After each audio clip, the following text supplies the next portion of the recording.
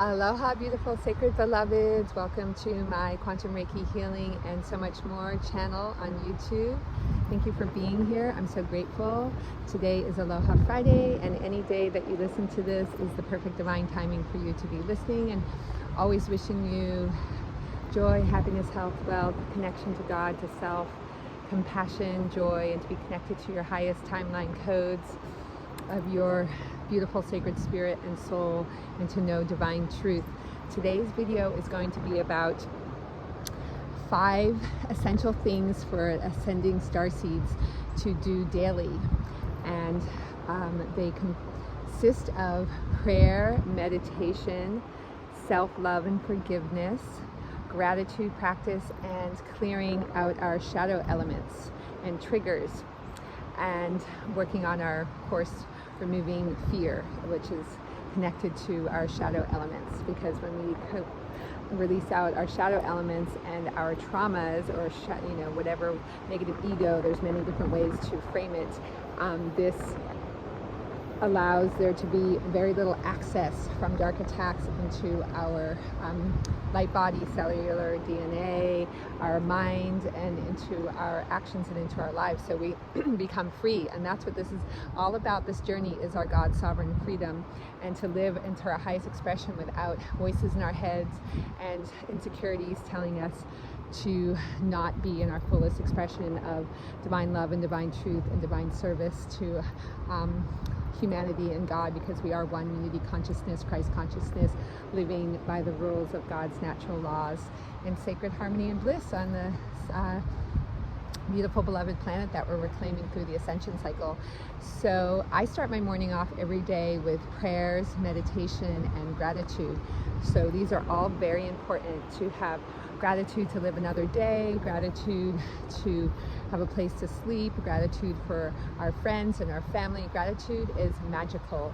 The more we are grateful for who we are, what we have, there's so much to be grateful for. And you can do a simple gratitude practice of just listing 5 to 10 things in the morning, throughout the day, holding your hand to your heart, being grateful to be here, to be of service to, and all in the challenges too that help us grow, the triggers, when people give us feedback, or we feel triggered by something someone says, or that we don't get the response we want, our expectations, it's always a call for, which brings us into self-love, more self-love, forgiving ourselves for not being perfect. And this helps us let go of the trauma and the mind controls around belittling, low self-worth, not accepting ourselves, shaming, guilting, and having these limited stories and thoughts come in. And how many times have you had a great idea, or you want to do something, especially where it requires, some courage and putting yourself out there, and then a thought comes into your head, oh, what will this person think? Or I can't say that, I'll offend this person, or this person doesn't believe that,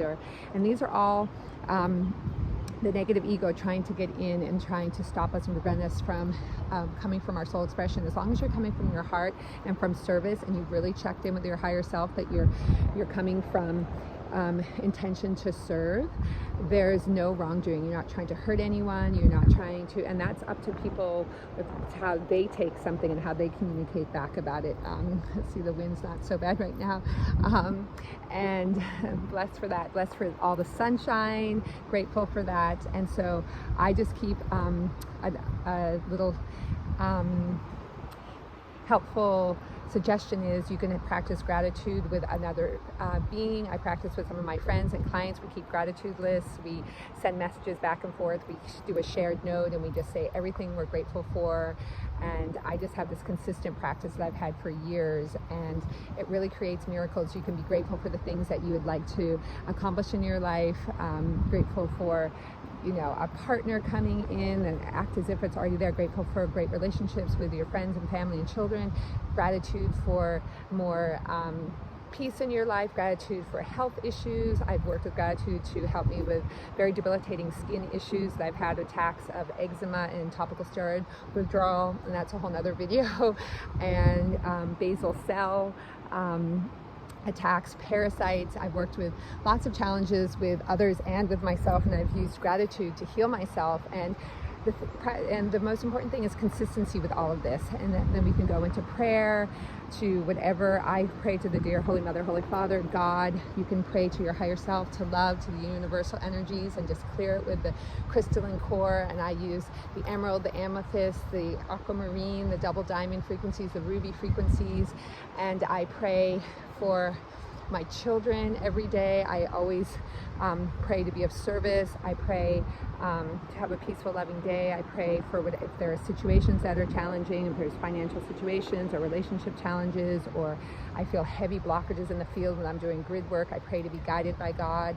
And we cast our burdens, we send our burdens to God that aren't ours, because God, the more we can surrender and trust in that gnosis, the more we can live in freedom and ease and peace, and to just let that go to the higher power, to the higher self, to the higher God worlds, to the aquamarine bridges, to the wars that go on here, the things that are upsetting, the hijacks of the masculine, divine masculine heart. I pray for that, the misunderstandings. There's just so much that we can find to pray. And so I keep my prayer list right next to me in bed. So when I wake up, it's the first thing 9 times out of 10 that I do is I just read these prayers to pray for my children, to pray for the world to be free of these dark entities, drug addiction. I know a lot of people who are addicted to drugs, causing a lot of psychosis, and these dark entities get into the field, get into the brain, and take possession. The demonic possession is real, and it can be very frustrating. So, and it's on God's divine timing. And I always say, not my will, but God's divine will, like the higher power. And they were in a time period and frame where things are constantly changing and pivoting with the astrology, with the unknowns. There's so much instability in the outer worlds and other realms, and so we can control what goes on here, and even then just surrendering that. And so I practice just divine trust and faith. If I've had plans this week, I've had 6 plans shift. I was supposed to go to the crater, I was supposed to go to Hana, I was supposed to do this, and things come in, and it helps me have so much more ease and flow instead of holding grudges or being mad about something didn't happen. It's like, well, it wasn't meant to be. I can have my feelings like, wow, I'm disappointed. I was really looking forward to going to that waterfall or having that lunch date or having this client, and then I trust that God is directing me where I need to be. So that surrender and flow is really helpful to create ease and peace, and to let go of small grievances and grudges that can cause upsets and cause blocks in relationships. So prayer, gratitude, and connecting, of course, with self-love. And I always say to myself several times a day, like, I love you, I forgive you for any, because we can really beat ourselves up. We can loop, right? We can think about, I should have said this, I could have done that. Why haven't I been doing more creative projects? Why didn't I take that trip? Why didn't I say this when I was in that relationship? Or why did I or didn't I, and so to just completely forgive ourselves and cast that to God to take that from us, and to know that we can always learn and grow from these situations, and to be present and being in the present moment of love and kindness to ourselves. Because the kinder we are to ourselves and the more we love ourselves, the more available we are. We can't expect someone to love us at a certain level if they haven't been loving themselves, and we always have to bring it back to ourselves. We can't expect to give out so much love. I mean, women are so good at this codependency and giving everything to the partners and the children and everyone else, but we really have to, and it's not selfish, it's not narcissistic, if you're coming from your heart and you truly are clearing out these blockages and parts of yourself that people often will project on other people because they don't want to look at and see that they have this behavior or this thought pattern or this trauma. And that's why in relationships things come up and we see reflections of that. And it's very important to take responsibility and to always look at the self. And of course, it's not always you, but you can always find a gem, a truth, wisdom in looking and asking your mind to be expanded. And is it possible that I looked at that wrong? And I do that a lot to myself. If people don't get back to me, if I haven't heard from people, I'm like, well, they could be going through something. Maybe they're really busy, maybe they're depressed, maybe they're sick, maybe they don't want to talk to me, and I don't make up a story.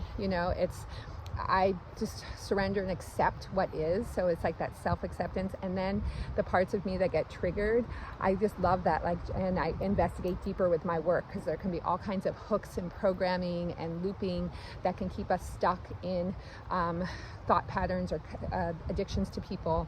And so I'm very good at helping people unravel the source of that from different timelines, different curses or hexes or black magic or voodoo or inverted holograms, false templates that can run a program on us. Alien love bite is a very common one for romantic relationships, to break starseeds' hearts, to attract you to the wrong person that's not your union, that can't give you what you want, that just creates misery and pain over and over again. So it's very important to be aware of that and to clear ourselves of that. So I'm very available for that. And so with this self-love and loving that part of ourselves, even if it's a looping pattern, just see it and bless it and love it and ask it what it needs from you if it's still in a place of stuckness, you know. And there's lots of techniques to help remove that and to pray for that, and ask me you know, if you'd like more information on that. So and then meditation, finding there's tons of great meditations. I have some meditations that are mine, and also from other sources that I feel are very beautiful and safe, and to really just find that stillness, you know, and being in nature. I can add as a sixth thing to try and get as much nature time as possible. Be outside, take a walk, go to your park, go wherever you live, stream, have lake, forests, flowers, to surround yourself with flowers and plants. There's so much amazing energy and frequencies that come from the healing plants. You know, the basil plant was speaking to me this morning. I forgot to take a basil leaf off of my daughter's plant this morning, because that is a very high frequency, and you can meditate with the plants, you can meditate with the flowers, in crystals, candles. And I don't promote any type of witchcraft or anything like that. I know certain people use that, and I don't do any practices with the moon at all, because there's a lot of lunar distortion. The moon is not our friend. It has a lot of programming, and it's responsible for a lot of looping and siphoning of energies, especially female energies. It's called dark mother programming, and I can tell you more about that. We want to stay with the solar and with the God worlds of the solar, because there are also distorted parts of the sun. So the more we learn, the more knowledge is power, the more we can be right aligned to our truth and not get tricked into these false holograms and programmings that keep us out of our true joy and happiness and connection, our inner Hieros Gamos, it's called, our divine union within our hearts that we're building inside of our Christic temples, and then create that in our life in God's divine timing, with trust in gnosis that is happening, and we're clearing ourselves. And in this ascension cycle, many people will be building their codes alone, and then having community and expanding their businesses, and other people will come into divine right partnership where they co-create and help one another. And I cast this to God, I send this to God, I trust God, the path of my life. And so meditating at least, you know, between anything 5 to an hour a day is really beneficial to really clear yourself, clear the mind and body and soul and all the light bodies. There's the etheric body, the soul, the monad, the Christos avatar. This is all divine architecture that we all have been blocked from in our pineal and pituitary gland attacks through many different siphoning programs and mind controls and toxins on this planet. But we're awakening again to our true, without plant medicines and all those kinds of things. I know those can be very helpful to people, and I just caution people to use them with utmost reverence and being very selective, with a lot of protection, because a lot in that astral realm where people often go with those plant medicines, there are a lot of dark entities that's like 100% invaded with takeovers and dark controlling forces that want to get into your field and take control of you, and can create like archonic voices and all kinds of intense dark things. And I'm not saying this happens to everyone that does that, but it's a very high risk, and it should be done if it's your path.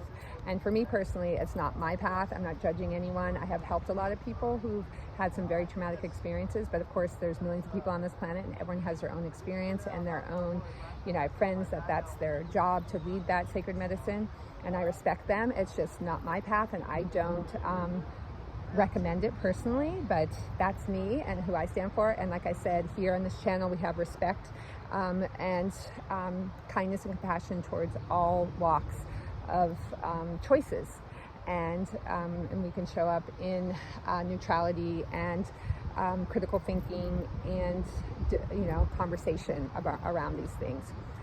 So the meditation, I believe meditation has always brought me to a place of insight and calmness and connection with God and soul, and then just being in nature, swimming and walking and hiking and paddling. I love to paddle in the ocean with the dolphins and the humpback whales that come here, and the turtles and the sharks, and being very careful and protected. They're a very powerful being.